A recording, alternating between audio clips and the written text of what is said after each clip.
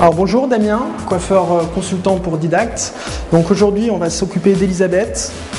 Donc on va venir la transformer un petit peu.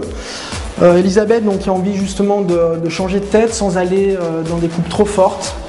Donc ce que je vais proposer, c'est déjà travailler un petit peu sa matière de cheveux. Elisabeth a beaucoup de cheveux, beaucoup de densité, donc plutôt tendance à avoir beaucoup de volume. Plutôt cliente qui en a un peu marre du trop de volume, trop de masse, etc. Donc là on va travailler un peu une double texture, c'est-à-dire sur les parties arrière, à l'intérieur, on va venir vraiment travailler la masse assez proche de la racine, ce qui nous permettra d'avoir moins de volume. On va également couper au niveau des longueurs pour avoir une coupe qui soit un peu plus remontée, qui lui donne plus de caractère. Et après au niveau de l'avant, on va apporter une frange plutôt sur le côté ou plutôt droite en fonction de son type de coiffage à la maison. Donc ou plutôt double texture, c'est-à-dire comme je vous disais, travailler vraiment à l'intérieur la matière pour quelque chose de très fluide, qu'elle puisse les raidir facilement si elle le souhaite ou qu'elle puisse les porter bouclés comme est sa nature de cheveux. Donc ensuite double texture, pourquoi? Parce que sur les parties avant, on ne va pas trop les travailler, plutôt graphique.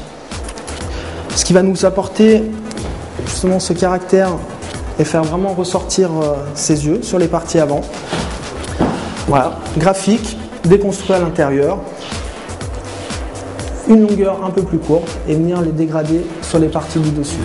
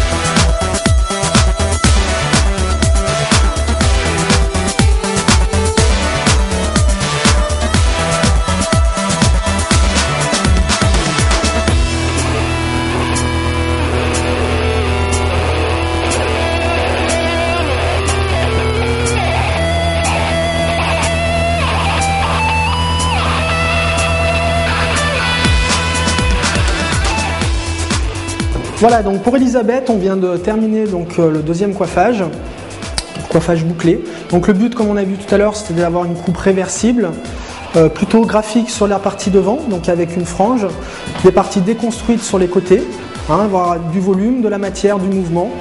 Donc coupe réversible, vous verrez dans le premier coiffage, on les a d'abord lissés avec un mouvement de côté, donc premier coiffage. Et après pour le reverse, donc on a fait une frange droite devant, qu'on a mis en valeur cette fois-ci. Et après, on les a bouclés sur les côtés. Elisabeth a une nature de cheveux souple, donc elle pourra soit les lisser très facilement en les brochant légèrement, ou soit les laisser naturels et les laisser sécher vraiment naturellement pour avoir ce côté bouclé ou souple.